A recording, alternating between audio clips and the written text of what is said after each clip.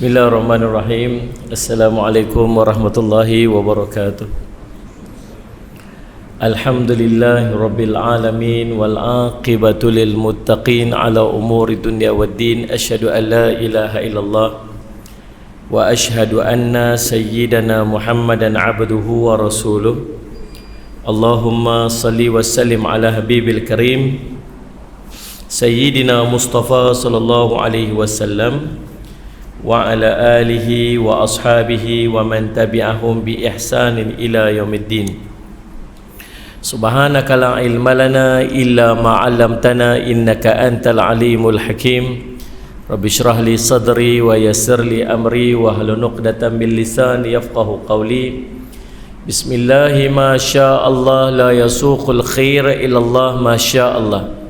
La yasrifu su'a illa Allah ma syaa Allah. Ma kana min ni'matin fa min Allahi ma syaa Allah. Wala haula wala quwwata illa billah al-aliyyil azim. Allahumma anta rabbi la ilaha illa anta khalaqtani wa ana 'abduk wa ana 'ala ahdika wa wa'dika mastata'tu a'udzu bika min syarri ma sana'tu abu'u laka bi ni'matika 'alayya wa abu'u bi dhanbi faghfirli fa innahu la yaghfiru dhunuba illa anta. Bismillahilladzi la yadurru ma'asmihi syai'un fil ardi wa la fis sama'i wa huwas sami'ul alim. Bismillahilladzi la yadurru ma'asmihi syai'un fil ardi wa la fis sama'i wa huwas sami'ul alim. Bismillahilladzi la yadurru ma'asmihi syai'un fil ardi wala fis samai wa huwas samiul alim. Na'udzu bikalimatillahi tammati min syarri ma khalaq. Na'udzu bikalimatillahi tammati min syarri ma khalaq. Na'udzu bikalimatillahi tammati min syarri ma khalaq. Allahumma inna na'udzu bika minal baras wal junun wal judham wa min sayyi'il asqam. Allahumma inna na'udzu bika minal baras wal junun wal judham wa min sayyi'il asqam. Allahumma inna na'udzu bika minal baras wal junun wal judham wa min sayyi'il asqam. Wa sallallahu ala sayyidina Muhammadin wa ala alihi wasahbihi wasallam walhamdulillahi rabbil alamin. Tuan-tuan ikut kita baca doa ni 7 kali. Ikut. Tuan-tuan ingat, saya ingat saya boleh ikut. Tuan-tuan amalkan pada setiap hari, lepas subuh, lepas asar, ataupun ni lepas maghrib ni bolehlah, ni sebelah malam, sebelah siang satu, sebelah malam satu. Nah, tuan-tuan jadikan amal setiap hari ni. Saya ambil pada guru saya ijazah pada tuan-tuan amalan ni, supaya Allah jauhkan kita daripada musibah-musibah, daripada benda-benda yang tak baik pada hari tersebut. Nah, tuan-tuan jadikan amalan pada setiap hari. Baik, nah, tuan-tuan ikut. Hasbiyallah la ilaha illahu alaihi tawakkaltu wa huwa rabbul arshil azim. Hasbiyallah la ilaha illahu alaihi tawakkaltu wa huwa rabbul arshil azim. La ilaha illahu alaihi tawakkaltu wa huwa rabbul arshil azim. Hasbiyallah la ilaha illahu alaihi tawakkaltu wa huwa rabbul arshil azim. Hasbiyallah la ilaha illahu alaihi tawakkaltu wa huwa rabbul arshil azim. Hasbiyallah la ilaha illahu alaihi tawakkaltu wa huwa rabbul arshil azim. La ilaha illahu. Hasbiyallah la ilaha illahu alaihi tawakkaltu wa huwa rabbul arshil azim. Saya ijazahkan amalan ni, tuan-tuan amalkan pada setiap hari. Pagi 7 kali, lepas asar 7 kali, insya-Allah. Ini kita baca malam ni untuk malam ni. InsyaAllah mudah-mudahan Allah jauhkan kita daripada musibah, daripada perkara-perkara yang tidak diingini pada hari tersebut, insya-Allah. Baik tuan-tuan, hari ini kita masuk pada hadis yang ke-17. Hadis yang ke-17, hadis yang dihimpunkan kepada kita oleh Imam An-Nawawi rahimahullahu taala dalam kitabnya Matan Arba'in Nawawiyah. Allahumma salli ala sayyidina Muhammad. Kamera depan hidung saya nampak lubang hidung besar. Oh, tu dia. Puas hati ya, nampak terawat-terawat semua. Baik, Allahumma salli ala sayyidina Muhammad. Tuan-tuan yang dirahmati Allah sekalian, perbincangan kita pada malam ini berkaitan dengan ihsan. Ihsan. Nabi SAW menyebutkan dalam hadis yang ke-17, Bismillahirrahmanirrahim, Allahumma salli ala sayyidina Muhammad wa ala ali sayyidina Muhammad. An Abi Ya'la Shaddad bin Aus radhiyallahu anhu an Rasulillah sallallahu alaihi wasallam qala, Inna Allah katabal ihsanu ala kulli syai' fa idza qataltum fa ahsinu qitlatah wa idza dhabhtum fa ahsinu dhibhatah wal yuhidda ahadukum syafratahu wal yurih zabihatahu atau kama qala Rasul sallallahu alaihi wasallam, rawahul Muslim. Daripada Abu Ya'la Shaddad bin Aus radhiyallahu anhu, daripada Rasul sallallahu alaihi wasallam, di mana baginda sallallahu alaihi wasallam telah bersabda. Saya nak pesan, setiap kali saya sebut nama Nabi, tuan-tuan selawat. Selawat tu bagi berasa. Bagi berasa. Ini di antara adab-adab kita. Selawat ni banyak fadilat muslimat, tuan-tuan. Sallallahu alaihi wasallam, tapi dalam nak berselawat dia ada adab. Apa adab dia? Yang pertama, bila sebut nama Nabi kita selawat, tu adab dia. Sebut nama Nabi SAW kita selawat. Yang kedua, Allahumma salli ala sayyidina Muhammad, kita berselawat sampai kita rasa kepentingan selawat tu dengan mengagungkan dan beradab dengan Nabi sallallahu alaihi wasallam. Kita sebut nama seorang yang kita kagum, yang kita Allahumma salli ala sayyidina, yang kita respect, yang somebody, mesti kita rasa dalam hati kita. Tuan-tuan faham tak? Itu kita sebut tokoh-tokoh, orang-orang yang hebat-hebat. Bila kita sebut nama mereka, mesti kita rasa macam dalam hati kita ni, oh dia ni orang hebat ni. Kita berasa Nabi SAW manusia paling hebat, yang setiap kali kita sebut nama Nabi bukan sebut kosong, tapi berasa sampai dalam hati ni. Allahumma salli ala sayyidina Muhammad. Tuan-tuan, itu di antara adab dia. Tu bila kita selawat, bila kita sebut nama Nabi SAW, kita bila tersebut nama Nabi, kita respon tu, kita selawat tu, dia berasa dalam hati ni. Sampai macam tu. Nombor 3, adab bila kita berselawat ni, kita menggunakan lafaz-lafaz yang baik. Lafaz-lafaz yang baik yang ulama susun dekat kita. Allahumma salli ala sayyidina Muhammad wa ala ali sayyidina Muhammad. Tu Nabi SAW ajar dekat kita. Kan ada selawat tafrijiyahnya, selawat syifa'nya, selawat apa-apa macam-macam jenis selawat lagi yang ulama susun, semuanya menggunakan bahasa-bahasa dan perkataan-perkataan yang baik. Allahumma salli ala sayyidina Muhammad. Maka setiap kali saya sebut nama Nabi, tuan-tuan respon, biar bunyi sikit pun tak apa, sallallahu alaihi wasallam. Boleh? Kita nak try tengok malam ni. Fokus saya dengar je. Saya sebut je Nabi, tuan-tuan, sallallahu alaihi wasallam. Saya selawat je, tuan-tuan tumpang selawat sekali, Allahumma salli ala sayyidina Muhammad. Baru syok. Kan? Allahumma salli ala sayyidina Muhammad. Baik, tuan-tuan. Jadi subhanallah, Allahumma salli ala sayyidina Muhammad daripada Rasul sallallahu alaihi wasallam, di mana baginda sallallahu alaihi wasallam pernah bersabda, Innallaha katabal ihsanu ala kulli syai'. Sesungguhnya Allah telah mewajibkan ihsan ke atas setiap perkara. Fa idza qataltum fa ahsinul qitlatah. Apabila hendak membunuh, maka perelokkan, berlaku ihsanlah dalam pembunuhan tersebut. Wa idza dzabhtum fa ahsinudz dzibhatah. Kalau seandainya nak mahu menyembelih, maka perelokkan penyembelihan tersebut. Allahumma salli ala sayyidina, berlaku ihsanlah dalam penyembelihan tersebut. Wal yuhidda ahadukum syafratahu wal yurih zabihatahu, yaitu dengan menajamkan pisaunya dan menyenangkan keadaan binatang sembelihannya. Hadis riwayat Imam Muslim. Baik, siapa yang meriwayatkan hadis ni? Manusia yang sangat hebat.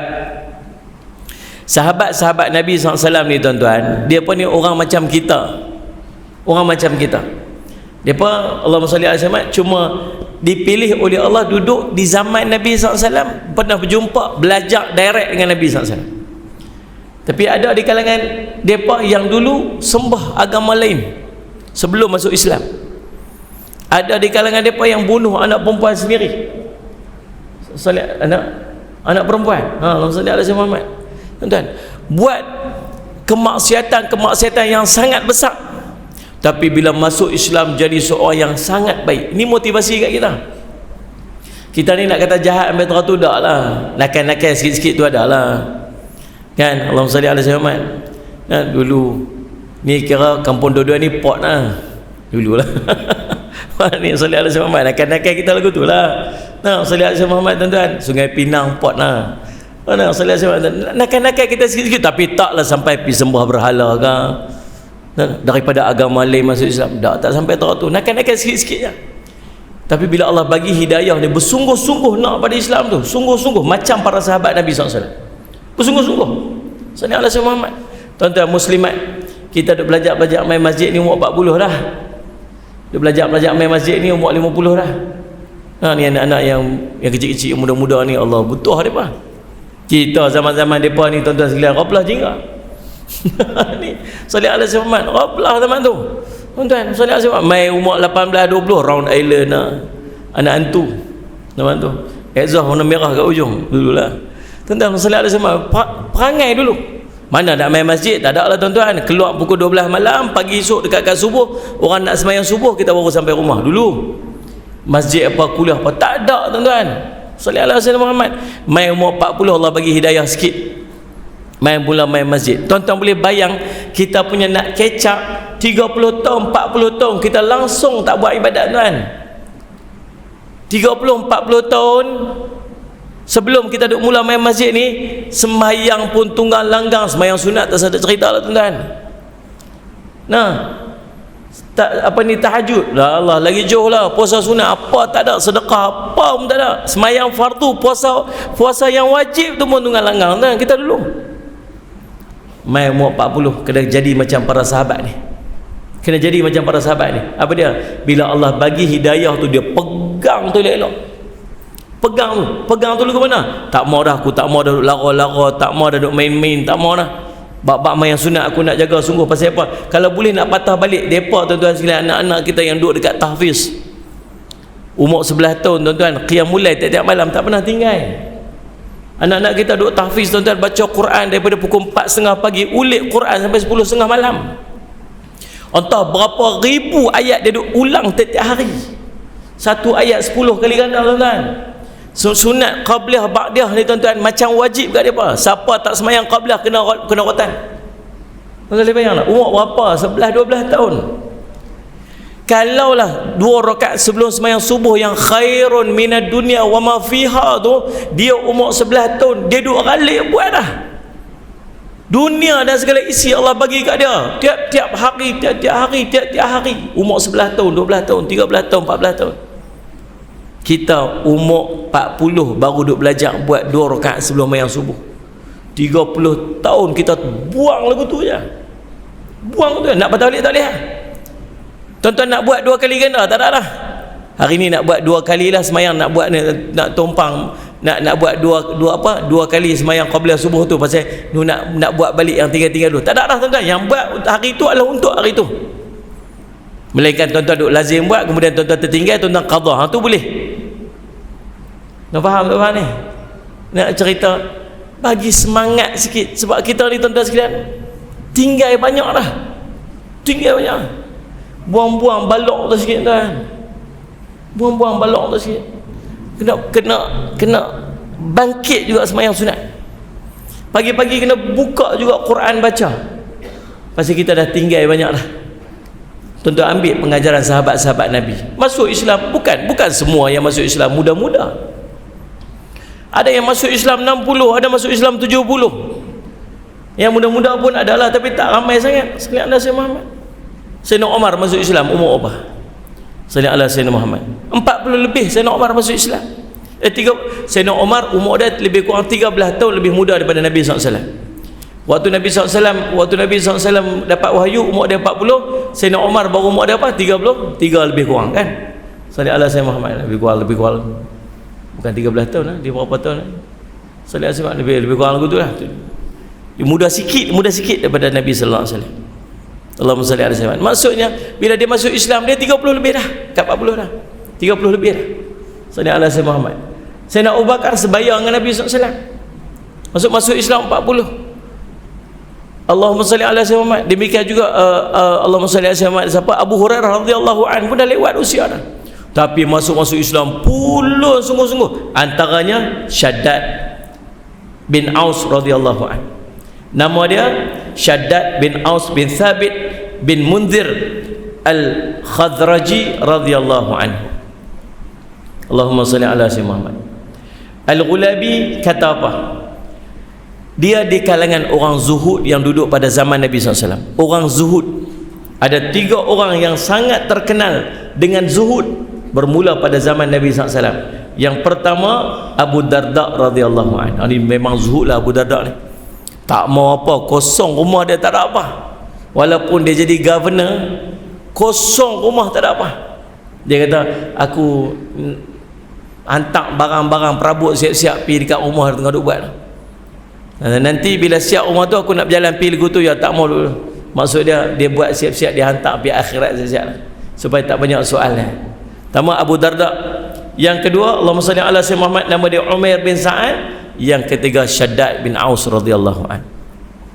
Shaddad bin Aus ni nama Allahumma salli ala tuan-tuan, dia dalam keadaan zuhud tak ada apa ni, dia pernah jadi governor. Pernah jadi governor di wilayah Hims. Hims ni di mana? Di Syria lah ni lah. Sallallahu alaihi wasallam Muhammad. Bila pada zaman Sayyidina Umar radhiyallahu anhu. Allahumma salli ala sayyidina Muhammad. Kemudian dia merantau pergi Palestin. Selepas dia jadi governor, dia merantau pergi Palestin. Allahumma salli ala sayyidina Muhammad. Dan setelah Sayyidina Osman radhiyallahu anhu terbunuh, dia tinggalkan jawatan dia sebagai governor dan dia tumpu untuk ibadat semata-mata. Tumpu untuk ibadat saja. Tuan-tuan, Allahumma salli ala sayyidina Muhammad. Allahumma salli ala sayyidina Muhammad. Tadi khutbah dekat Allahumma salli ala sayyidina Muhammad dekat apa Jalan Abu Siti tu. Ada Pak Mana kan? Apa dah?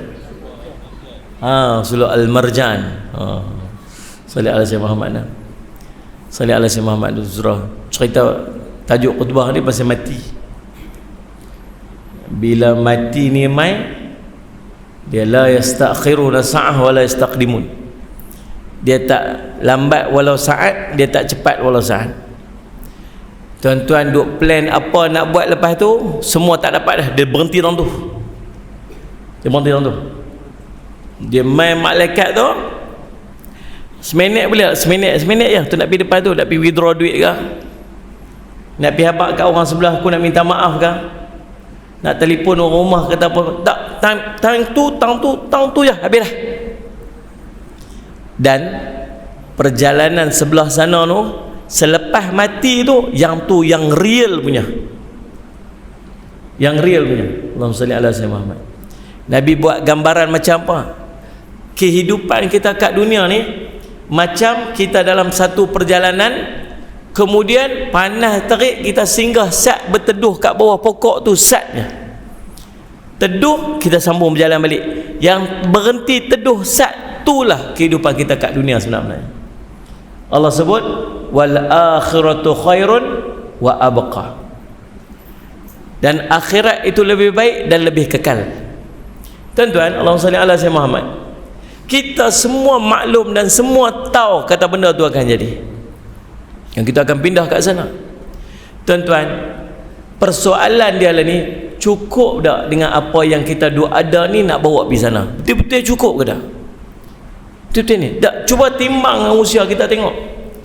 Saya teringat apa yang disebutkan oleh Imam Al-Ghazali rahimahullah ta'ala dalam kitabnya Ayyuhal Walad. Di awal-awal dia perbincangan dia petik satu riwayat. Dia sebut, dalam riwayat tu sebut apa? barang siapa yang dia masuk umur dia 40 tahun. Masuk umur 40 tahun, majoriti kat kita sini ni, majoriti kita ni 40 tahun dah kata. Sedangkan kemaksiatan dia melebihi daripada kebaikan dia, maka bersiap-siap dia untuk masuk ke neraka Allah. Cuba kita timbang tengok, sudut tengok orang tengok kita ni. Macam saya sebut tadi lah, daripada balik sampai umur 40 pun main masjid tuan-tuan. Tuan-tuan timbang tengok apa yang tuan-tuan buat daripada 30 tahun lepas kita balik. Semayang kita lagu mana, maksiat kita lagu mana, apa yang kita duk buat. Kalau timbang dua-dua tu tuan-tuan rasa tang mana lebih berat? Allah, majoriti kita maksiat kita lebih berat dia. Tuan-tuan, itu pun malas lagi. Tuan-tuan, waktu orang bagi dekat dia jawatan, tuan-tuan, dia ambil jawatan dengan berat sebab perintah daripada khalifah, dia nak kena jaga, maka dia pilih, tak apalah. Tapi lepas terbunuhnya Sayyidina Osman radhiyallahu an, tuan-tuan, Allahumma salli ala sayyidina Muhammad, maka tuan-tuan, dia berhenti, dia tinggalkan jawatan tersebut dan dia tumpukan untuk ibadah. Duduk tumpu ibadah. Saya buat madrasah di Bandar Baru, tuan-tuan, ada lebih kurang 50 orang warga Mas duduk kat dalam tu. Saya duduk kata kat mereka, nak apa lagi? Tiap-tiap hari bangkit pagi, pergi mayang di masjid. Sebelum mayang masjid, mayang tahajud dengan budak-budak semua. Sagi semayang jemaah maghrib, subuh. Lepas tu dengar kuliah subuh. Lepas tu sagi zikir. Lepas tu balik rumah makan. Sagi zuhur ada kuliah, pergi duduk dalam kuliah pula. Sagi balik pula. Sagi zuhur pula, pergi pula semayang ba'diyah zuhur. Kemudian mayang zuhur, kemudian ba'diyah zuhur, qabliyah zuhur, kemudian ba'diyah zuhur pula. Sagi balik rumah, ada kadang-kadang ada kuliah zuhur pula sikit-sikit. Sagi ada ustaz main mengajak baca Quran. Sagi petang pula sagi buat mayang asar. Sagi maghrib pula apa semua, sampai malam duk kira ibadat saja. Habis nak fikir apa lagi, nak besar-besar lah. Duk fikir nak menega apa lagi? Salih Allah SWT. Dia fikir nak cari duit, anak besar-besar tiap-tiap bulan anak hantar. Kalau anak hantar 300 sebulan pun cukup dah duduk kat situ makan, cukup dah. Tapi tuan-tuan, nak cerita kita ni fikir tak habis. Betul-betul Nabi SAW kata apa? Dia buat dua garis tanah tu, garis tanah tu. Ni umat kamu, itu cita-cita kamu tu. Ni umat kamu tu, angan-angan kamu tu. Angan-angan nak pergi lagi tu. Salih Allah SWT. Mai satu had umat tuan-tuan fikir nak buat ibadat sudahlah. Fikir nak duduk nak buat ibadat, nak tenang-tenang, nak duduk dalam masjid, nak ulang alik pergi masjid. Kerana ada orang boleh kata apa? Salli ala sayyidina Muhammad. Waktu saya pergi ada satu majlis baru ni, Allahumma salli ala sayyidina Muhammad, dia kata majlis perpisahan. Pencen lah, orang pencen dia jemput saya pergi sekali, saya pun pergi lah. Dalam ucapan dia kata apa? Saya lebih kurang macam tu lah sebut, lepas daripada ni tak tahu nak buat apa dah. Atau ada orang buat ucapan dia kata apa? Selamat datang pada waktu yang kamu tak tahu nak buat apa. Ni tak tahu nak buat apa. Saya macam gerak-gerak je, saya nak ambil mikrofon tu, dia kata apa? Mai saya nak abang nak buat apa? Sebelum subuh 2 rakaat, lepas tu pergi sembahyang subuh berjemaah, lepas tu duduk saat zikir, kemudian baca Quran sikit, lepas tu lagi sembahyang isyraq, lepas tu pagi sembahyang duha, lepas tu balik rumah saat rehat makan breakfast, kemudian saat pergi pula tu. Saya kalau boleh nak senarai, punya banyak benda kita nak buat dan dia boleh kata tak ada apa nak buat. Betul tuan-tuan muslimat? Kita macam Dato' terlepas waktu. Pasal apa terlepas waktu? Sebab dia tak pernah duk susun jadual apa dia nak buat. Dan sampai satu hak umur Allah bagi kat kita rehat. Tu muslimat sampai umur 50 dia haid tak ada lah. Dia panggil menopause. Orang lelaki tak ada menopause semua. Ada orang lelaki menopause. Orang lelaki tak ada menopause, perempuan ada menopause. Pasal apa Allah bagi? Tanda sayang Allah dekat orang perempuan. Allah bagi tanda Allah sayang kat orang, Allah bagi dekat dia menopause. Allah bagi dekat dia haid, ABC dia panggil, Allah bagi cuti. Lepas tu pula Allah bagi dekat dia menopause. Tak pasal apa? Orang perempuan lah adalah manusia paling sibuk dalam dunia. Tuan-tuan, kita yang pergi keluar kerja, cari kerja apa semua, pergi kerja tuan-tuan, kita tak bangkit tidur, dia apa bangkit dah? Bangkit dah siap nu iron baju apa semua tuan-tuan. Salih ala sayyidina Muhammad. Satgi pula siap breakfast lah. Satgi baru nak pergi gerak anak, pergi gerak apa semua. Suara dia dengar 3 blok. bangkit, oi 30 Allah dengar. Tiap hari boleh tahu dah mak punya jerit tu. Allah sallallahu alaihi wasallam. Jadi subhanallah kan, lepas tu sekali kita pergi kerja. Dia bukan berehat. Sekali dia pergi buat tu, sekali dia pergi basuh baju. Kira kerja kain lah. Buat apa tu? Basuh kain. Lepas tu sedia kain. Lepas tu lipat kain. Lepas tu kerja kain. Orang lagi kena kerja. Hidup kalut nampak banyak kerja. Tu Nabi mana tu? Ada kerja. Mana Salih Muhammad? Relax nampak tak ada kerja. Kena kerja. Salih Muhammad. Tak ada orang tu. Lepas tu balik buat letih orang lelaki apa semua. Kata apa? Aku kerja banyak apa semua. Bini kita tu tak berhenti kerja lagi. Saya masak lah tengah hari pun masak lagi, ambil anak sekolah balik. Sebab tu saya respect orang perempuan yang kerja. Dia ada kerja rumah, dia kerja pula. Oh, ni orang perempuan sangat hebat. Tuan-tuan, dalam keadaan macam tu tak Allah bagi apa? Ada 7 hari dalam sebulan rehat. Rehat daripada semayang, rehat kalau puasa pun tak payah. Rehat saat Allah bagi depa cuti. Kerja lain nak kena buat lagi, tapi ibadat bahagian Allah bagi hampa rehat tak apa. Rehat dia sat. Sallallahu alaihi Muhammad tak payah baca Quran, tak payah apa, duduk relax je. Tapi sebab kerja lain nak kena buat lagi. Laki tak bagi rehat, laki mana ada rehat, dia tak bagi ya. Ada bagi apa? Kod laki dia bagi apa? Seminggu. Tak apalah mak, saya bagi seminggu cuti. Tak usah duk masak apa semua. Mana ni? Kebulak lagi tu. Tuan-tuan, Allah sallallahu alaihi Muhammad. Lalu tuan-tuan, Allah bagi cuti. Sampai anak-anak dia dah besar dah, ada cucu apa semua. Tuan-tuan, Allah dah tak bagi cuti dah. Pasal apa? Ni waktu untuk tumpu ibadat. Tak kalut dah dengan anak, tak kalut dengan cucu, tak kalut apa. Ni tumpu tu ibadat. Orang itu kelang kabut, tak adalah nak baca, tak adalah nak baca Quran, tak adalah apa. Ni baca Quran puas-puas. Main umur sentuh umur nak tidur pula, susah nak lena pula, terkebir. Dulu jenis tak boleh nak baca surah Tabarakalladzi al-Mulk. Lah ni bacalah. Baca. Terkebir bacalah. Lepas tu sekali terlena. Lepas tu terjaga pula tengah malam. Payah nak lena pula. Dulu duk gaduh sangat, letih lah, penat, tak kepala, ruyuk terus, sedap subuh. Lah ni terjaga awal. Bangkitlah tahajud sebab dulu tak dan. Rupanya Allah susun kehidupan kita macam tu. Kita pula pergi ambil cucu bela pula dah. Ni. Lepas tu duk gaduh. Ambil tak boleh pergi mengaji siapa? Bela cucu. Lama tak main cucu. Lepas tu gaya besar tu main cucu lain pula. Cucu. Lain mati ku tu. Nak dah sudah lah tuan-tuan. Ada masa sampai time Allah bagi kat kita ni peluang untuk kita tumpuk ibadat. Ibadat je tumpuk. Bagi elok. Sallallahu alaihi wasallam betul lah, malu-malu. Ni kira 4 orang dah kan? Ada lagi? Berapa ramai? Ni mah lebih kurang 10 orang kot, ada kot. Lebih lagi. Pasal apa duk sembunyi belakang tembok tu? Mainlah depan saya nak tengok. Buat tengok TV kan. Muslimat mewakili muslimat yang ada kat dalam ni, ramai-ramai ni orang duk ada wakil. Faham tak? Allahumma salli alaihi wasallam tuan-tuan. Tumpu untuk ibadat. Betul lah, subhanallah, Allah bagi kat kita kelapangan ni. Baik, selepas dia tuan-tuan wafatnya Sayyidina Osman, dia pun subhanallah pergi merantau di Palestin, duduk dekat sana, Allahumma salli ala Sayyidina Muhammad, dan dia pun tuan-tuan Allahumma salli ala Sayyidina Muhammad duduk dekat sana untuk menumpukan ibadat. Abu Darda kata apa? Setiap umat memiliki agama, yakni faqih. Setiap umat memiliki orang agama, yakni orang yang faqih. Dan ahli agama ini buat masa ini ialah Shaddad bin Aus. Sesungguhnya Abu Ya'la adalah orang yang diberi kurnia ilmu dan kebijaksanaan. Beliau meriwayatkan 50 hadis.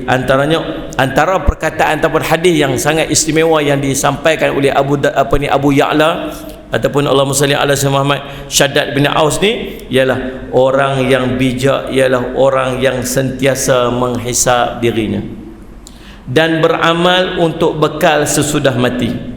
Dan orang yang lemah ialah orang yang selalu menurutkan hawa nafsunya dan berangan-angan terhadap Allah. Ini riwayat Imam At-Tirmizi. Beliau meninggal di Palestin pada tahun 58 Hijrah pada usianya 75 tahun. Sallallahu alaihi Muhammad. Pada zaman pemerintahan Muawiyah. Dan Sa'id bin Abdul Aziz berkata, Shaddad mempunyai 2 kelebihan berbanding daripada kalangan orang-orang Ansar. Yang pertama, apabila dia berbicara mudah dipahami. Ini pun kelebihan tuan-tuan. Sallallahu alaihi wasallam Muhammad, ada orang yang dia cakap mudah faham aja. Sallallahu alaihi wasallam Muhammad, ustaz saya duduk kuliah ustaz ni mudah aja saya faham ustaz kata apa. Ni ada orang Allah bagi kelebihan macam tu. Sallallahu alaihi wasallam Muhammad. Ada tuan-tuan mai duduk dengar dia ceramah sejam, tuan-tuan sepatah pun tuan tak faham. Ada Allah pandai petah bercakap dia tak faham. Ada ni kurniaan Allah bagi. Allahumma salli ala sayyidina Muhammad. Yang keduanya tuan-tuan, Allahumma salli ala sayyidina Muhammad, kelebihan Sa'id bin kelebihan Abu Ya'la ni apa? Dia mampu menahan marah dia. Dia punya terror dalam bab tahan marah ni boleh kat dia. Baik tuan-tuan, Allahumma salli ala sayyidina Muhammad. Okey, ni perawi yang meriwayatkan hadis kita ni.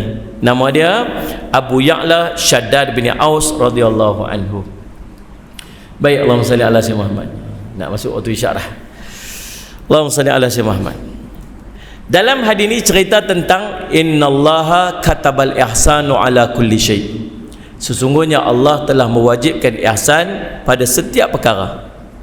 Kataba ulama tafsir dia sebagai wajib, walaupun dari segi bahasa dia bermaksud tulis. Sesuai dengan ayat puasa. Ya ayyuhalladzina amanu kutiba alaikumus shiyam. Nah, sallallahu alaihi Muhammad, telah diwajibkan kepada kamu untuk berpuasa. Yang ini pun sama, innallaha katabal ihsanu ala kulli syai. Sesungguhnya Allah mewajibkan ihsan pada setiap perkara. Ihsan ini ada dua. Yang pertama, ihsan dalam urusan ibadah. Allahumma shalli ala sayyidina Muhammad. Yang kedua, ihsan dalam muamalah. Urusan ibadah, ihsan kita kepada Allah. Allah sebut, Nabi SAW sebut, Allahumma salli ala sayyidina Muhammad, an ta'budallaha ka'annaka tarahu fa illam takun tarahu fa innahu yaraka. Kamu ibadat pada Allah sebenarnya kamu nampak Allah, tapi kalau kamu tak nampak Allah, ingat Allah tengok kamu. Ini dua peringkat ihsan dalam ibadah. Yang pertama dia panggil maqamul musyahadah. Maqam musyahadah. Apa dia? Buat ibadat macam nampak Allah kat depan dia. Itu peringkat pertama. Yang ni peringkat maqam paling tinggi dalam ibadat. Mungkin kita tak sampailah peringkat ni. Tak sampai peringkat ni. Paling tidak peringkat bawah sikit dalam ihsan dalam ibadah, dia panggil maqamum muraqabah. Maqam muraqabah, bila dia buat ibadat dia nampak Allah tengok, dia berasa Allah duduk tengok dia. Paling kurang kita kena duduk level ni. Semayang berasa macam Allah tengok, buat ibadat berasa macam Allah tengok. Sallallahu alaihi wasallam. Bila kita berasa tengok, kita akan menyempurnakan semayang kita secantik-cantik mungkin. Nah, sallallahu alaihi wasallam.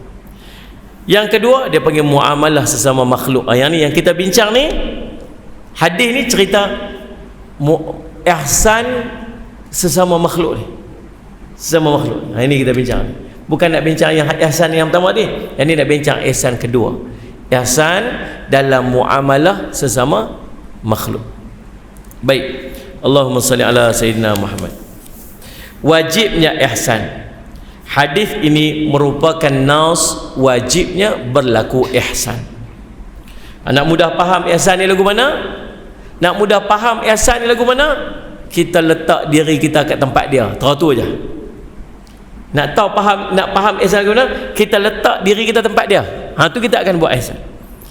Kita tak suka orang duk jerit-jerit kita, kita jangan jerit-jerit kat orang. Itu ihsan lah. Kita tak suka orang sakitkan hati kita, kita jangan sakitkan hati orang. Bila kita susah, kita harap orang tolong kita. Waktu orang susah, kita tolong orang. Itulah ihsan. Termasuk ihsan dengan binatang, makhluk Allah yang bukan manusia. Sallallahu alaihi wasallam Muhammad. Nak sembelih binatang, jangan duk tunjuk pisau kat dia, dia pun takut. Kita akan bincang yang tu lagi insya-Allah. Baik tuan-tuan, Allahumma salli ala sayyidina Muhammad. Dan ini hadis ini merupakan dalil nas wajibnya ihsan. Dia merupakan penyempurnaan, peneguhan dan memperbaguskan amalan-amalan yang telah disyariatkan oleh Allah SWT. Allah memerintahkan dalam kitabnya, dalam firman-Nya, innallaha ya'muru bil adli wal ihsan. Sesungguhnya Allah menyuruh kamu berlaku adil dan berbuat ihsan. Ihsan sangat dituntut ketika melakukan dua amalan ini. Yang pertama amalan-amalan fardu, yang kedua atau tiga perkara ini. Yang pertama dalam melakukan amalan-amalan fardu, yang kedua dalam meninggalkan perkara-perkara diharamkan, dan yang ketiga ketika bermuamalah dengan makhluk Allah yang lain. Salli ala sayyidina Muhammad. Dan ini merupakan titik akhir kesempurnaan dan adab-adab yang melengkapkan kesempurnaan perlaksanaannya. Dalam tiga perkara ni, yang pertama melakukan perkara yang wajib kepada Allah perlu ada ihsan. Yang kedua dalam meninggalkan maksiat perlu ada ihsan. Macam mana tuan-tuan? Macam mana? Tuan-tuan, bila kita nak buat maksiat, kita takut orang tengok kita, so kita sembunyi-sembunyi buat maksiat. Betul tak? Ada duk pi buat benda-benda tak elok depan-depan orang, tak buat. Nak buat benda tak elok, buat seorang-seorang belakang, sembunyi-sembunyi. Orang yang ada ihsan, dia takkan buat walaupun sembunyi. Pasal apa? Dia tahu Allah duk tengok dia. Betul tak ni? Orang tak nampak. Betul, memang Allah tak nampak. Duduk seorang-seorang dalam bilik hang, siapa pun tak tahu, tapi Allah tahu. Inilah ihsan dalam kita meninggalkan maksiat. Ada orang ke tak ada orang ke, tetap dia tak buat maksiat. Pasal apa? Ihsan dalam dia meninggalkan maksiat. Boleh faham kan? Kita ni ada ihsan tu tak? Ada ihsan. Duduk belakang seorang-seorang buat lagi. Main masjid bukan main lagi tuan-tuan. Kopi atas kepala. Waktu tak ada orang, apa yang kita dah buat seorang-seorang? Salih ala semua. Pergi duduk hotel, pergi kursus. Orang tak korset, orang hantar pergi duduk kursus kat hotel. Duduk hotel, tengok-tengok internet free dia bagi. Full. Salih ala Sayyidina Muhammad, Unify, punyalah laju. Salih ala Sayyidina Muhammad. Tuan-tuan, apa kita tengok waktu kita duduk seorang-seorang dalam bilik kita tu? Kita duduk tengok apa dekat handphone kita? Kita duduk buat apa? Kita bercakap dengan siapa? Kita duduk mesej kat siapa? Apa yang kita duk buat? Mata kita duk tengok apa? Tuan-tuan, memang manusia tak tengok kita, tapi Allah duk tengok kita. Kalau kita masih duk buat maksiat di belakang lagi, maksudnya kita masih belum ada ihsan dalam meninggalkan kemaksiatan. Yang ketiga, maksiat ketika kita ihsan ketika kita bermuamalah dengan makhluk Allah yang lain. Bila ada ihsan dalam urusan wajib, ihsan dalam kita meninggalkan maksiat, ihsan dalam kita bermuamalah sama manusia, bila ada ihsan ni, inilah titik kesempurnaan dalam perbuatan kita tu. Kalau tak buat, kalau tak ada ihsan dalam tiga perkara ni, maksudnya amalan kita masih belum sempurna. Kunci nak bagi sempurna, kena ada ihsan. Sembahyang Allahu Akbar, berasa Allah duk tengok. Kita pun perelok baca Fatihah, perelok wuduk kita, perelok qiyam kita, perelok bacaan kita, perelok zikir kita, perelok. Pasal apa? Pasal duk berasa Allah duk tengok kita, maka ibadat kita terjadi sempurna. Nak meninggalkan maksiat, hati duk dorong nak buat maksiat, nafsu duk teringin nak buat maksiat, duk teringin nak buat macam orang lain buat, duk tengok kawan-kawan kita buat, depa elok saja.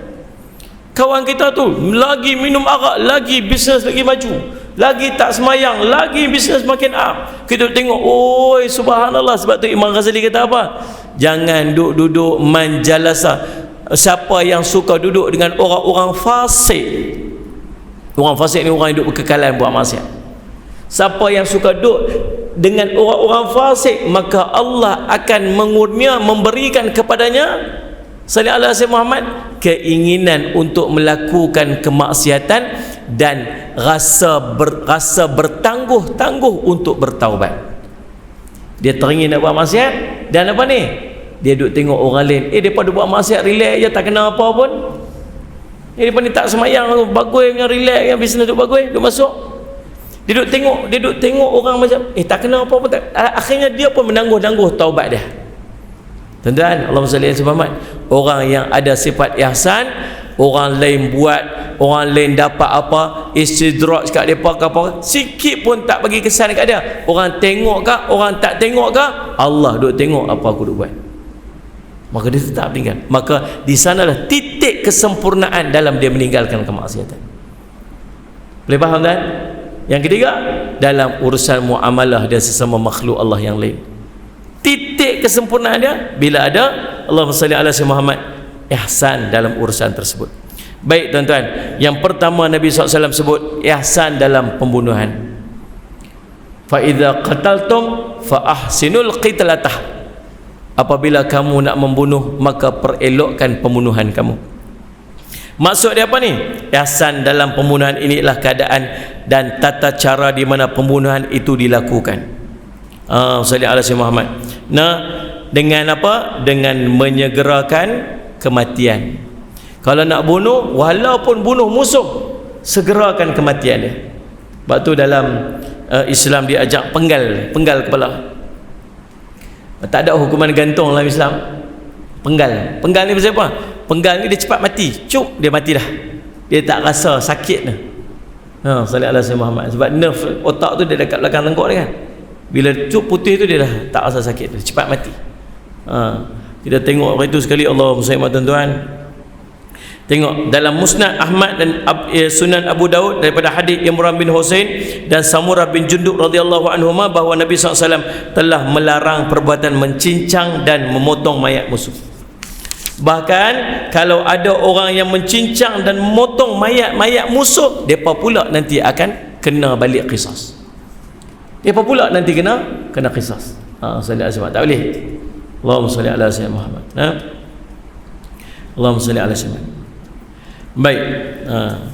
Kedua, adapun pembunuhan sebagai hukuman qisas, maka tidak harus memotong-motong dan mencincang mayat yang telah dilaksanakan hukuman qisas ke atasnya. Sebaliknya, pembunuhan ini hendaklah dilakukan dengan pedang. Sekiranya orang yang melakukan qisas ini dengan sengaja telah memotong atau mencincang tubuh si kena bunuh, maka Imam Malik, Imam Asy-Syafi'i dan Imam Ahmad sebagai pendapat mereka yang masyhur tentang perkara ini mengatakan, orang yang melaksanakan pembunuhan qisas itu hendaklah dibunuh sebagaimana dia membunuh.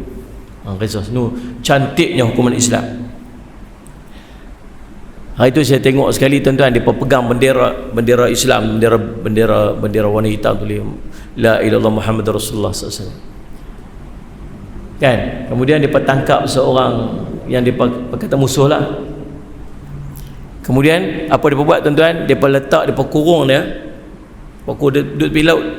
Dia kurung dalam jaring besi tu, tak dia kat dalam tu. Dia tuang minyak, dia tarik minyak tu sampai jauh ni. Kemudian tuan-tuan, Allah SWT dia bercucuh. Yang tu orang Islam,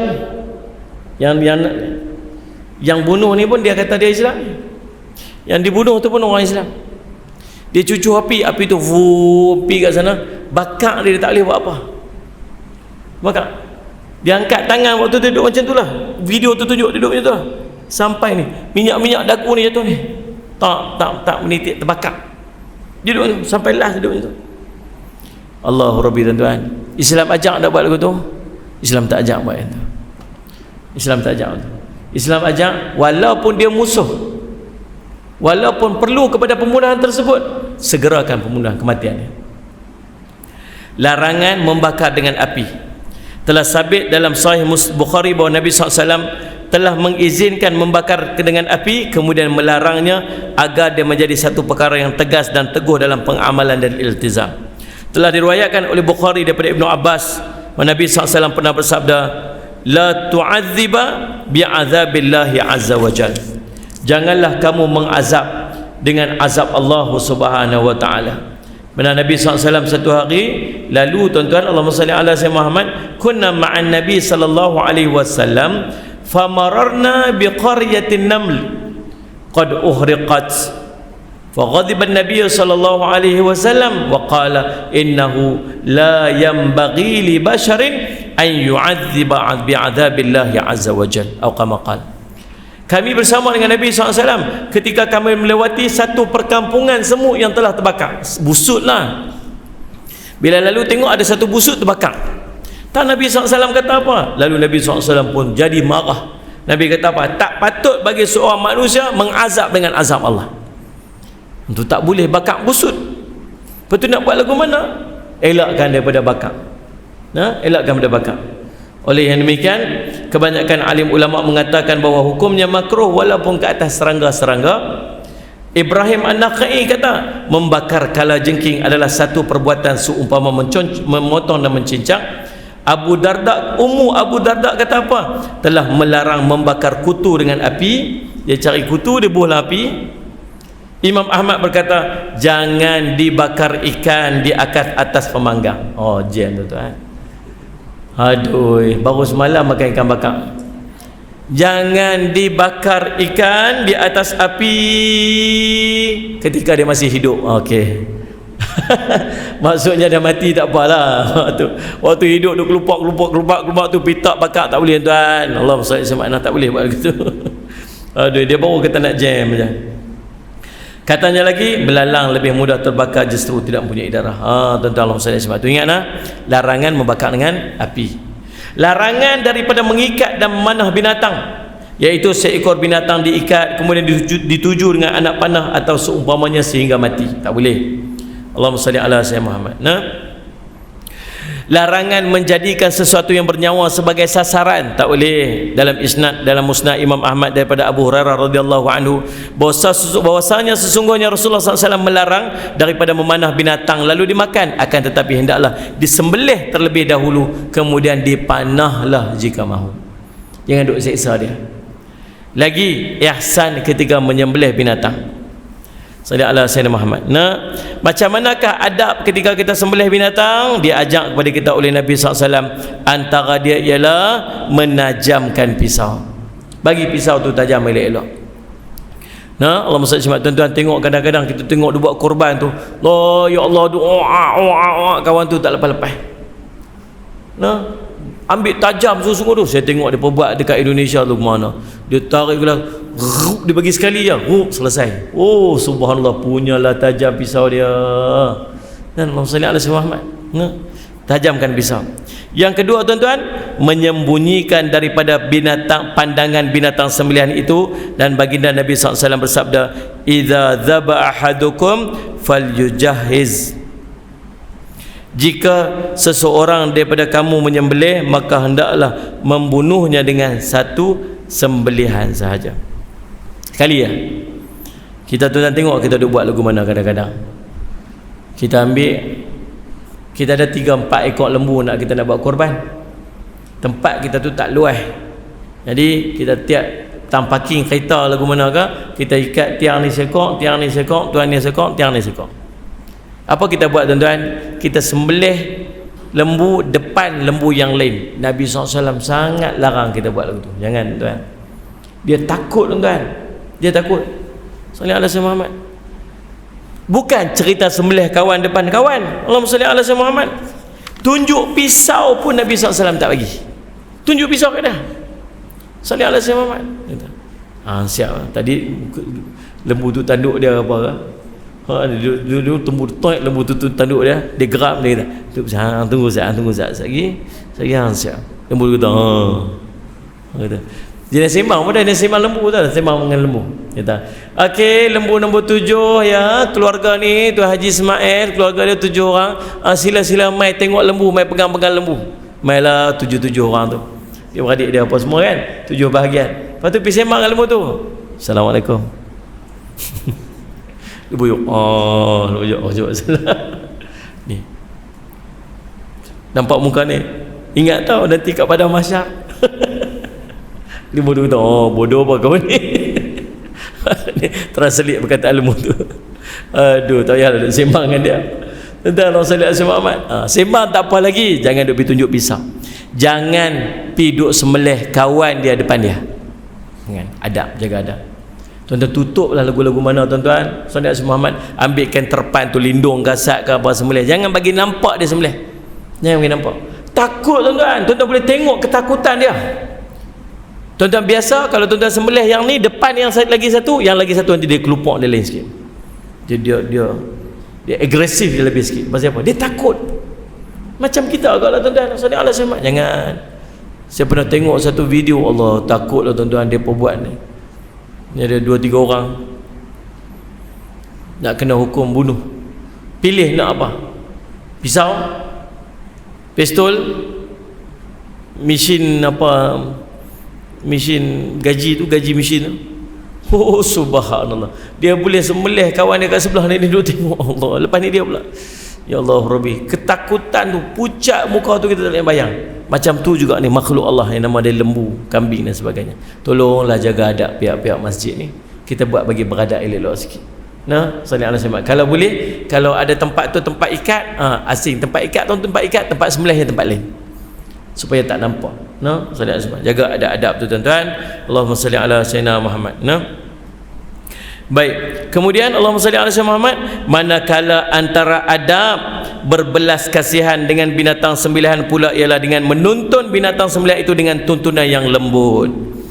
Dalam Sunan Ibnu Majah, hadis Abu Sa'id Al-Khudri radhiyallahu anhu, katanya Rasulullah SAW telah melewati seorang laki-laki yang mengheret kambingnya dengan memegang telinga kambing tersebut, duk tarik kambing itu. Maka Nabi SAW sebut, da'udhunaha wa khud bisa lifatiha, lepaskan telinganya dan peganglah bahagian depan tengkuknya, tarik elok-elok. Imam Ahmad berkata, binatang sembelihan itu hendaklah diheret ke tempat sembelihannya dengan lembut, menyembunyikan pisau darinya, dan jangan mempamerkan pisau itu kecuali ketika hendak menyembelih saja. Ingat tu elok. Berlaku ihsan juga dalam menyembelih binatang dengan memotong ketiga-tiga urat di lehernya, sebagaimana mustahab untuk tidak menyembelih dengan kehadiran binatang sembelihan yang lain. Tu ingat elok. Waktu menyembelih, jangan dihadirkan binatang sembelihan yang lain pada ketika tersebut. Mustahab juga untuk kita menyembelihnya dengan menghadap ke arah kiblat. Sunat hukumnya. Membacakan bismillah ketika sembelih. Kemudian membiarkan sejuk sehingga lenyap jiwanya, dan menghadirkan niat qurbah, yakni bertaqarrub kepada Allah Subhanahu wa taala. Kerana binatang sembelihan itu adalah kurniaan Allah SWT, justru Allah lah yang mempermudahkan binatang-binatang tersebut. Allahumma salli ala sayyidina Muhammad, Allahumma salli ala sayyidina Muhammad, kesemuanya, dan mengurniakannya sebagai nikmat kepada kita. Antara ihsan terhadap binatang lagi ialah tidak meletakkan sebarang bebanan ke atas binatang itu di luar daripada kemampuannya. Wallahu alam tuan-tuan. Nah, hari ini kita bincang tentang apa? Tentang berlaku ihsan. Selain daripada tu, kalau dalam binatang kita nak menyembelih pun, Allahumma salli ala sayyidina Muhammad, dia ajak kepada kita untuk berlaku ihsan, apatah lagi dengan hubungan kita sesama manusia. Lagi-lagilah nak suruh berlaku ihsan. InsyaAllah mudah-mudahan Allah berikan kefahaman yang baik kepada kita. Saya minta ampun, minta maaf salah dan silap. InsyaAllah kita berjumpa lagi di lain masa dan ketika. Aqulu qawli hadza wa astaghfirullah li wa lakum. Wassalamualaikum warahmatullahi wabarakatuh. Bismillahirrahmanirrahim. Alhamdulillahirabbil alamin, wassalatu wassalamu ala rasulihil amin, sayyidina Muhammadin wa ala alihi washabihi ajma'in. Allahumma faqihna fid din wa 'allimna ta'wil waj'alna min ibarakas salihin wahdina siratal mustaqim. Allahumma arina haqqa haqqan warzuqna ittiba'ah wa arina batila batilan warzuqna ijtinabah. Wa sallallahu ala sayyidina Muhammadin wa ala sahbihi wasallam. Alhamdulillahirabbil alamin. Insyaallah dekat luar sana kami buat jualan susu untuk menampung dana pengurusan Ma'had Darul Faizin, Kompleks Islam Darul Faizin kami tu. Ma'had kami tak ada kena yuran. Macam tu tadi cerita, budak-budak tahfiz ada, makcik-makcik mengaji, semua ramai. Di kami tak kenakan sebarang yuran. Kami buat cari dana untuk menampung pengurusan tu dengan kami jual susu. Tuan-tuan boleh beli susu tu, susu kambing. Susu kambing, walaupun susu kambing dia tak bau kambing, pasal kita guna beras perang untuk tutup bau kambing tu. Kemudian ada garam bukit dekat dalam dia. Ada Allahumma salli ala sayyidina Muhammad. Ini yang baru je kan? Ada kurma, kita ganti kurma, kita tak pakai gula, kita ganti dengan kurma. Dia boleh orang kecil manis pun boleh minum. Kemudian kita buah dengan ginkgo biloba. InsyaAllah tuan-tuan beli, tuan-tuan niat untuk bantu madrasah saya, Allah akan berikan kebaikan-kebaikan. Dalam tu ada nombor telefon, kau rasa sedap nanti nak tambah lagi, nak beli lagi, InsyaAllah boleh kontak balik nombor tu, InsyaAllah. Wallahu a'lam.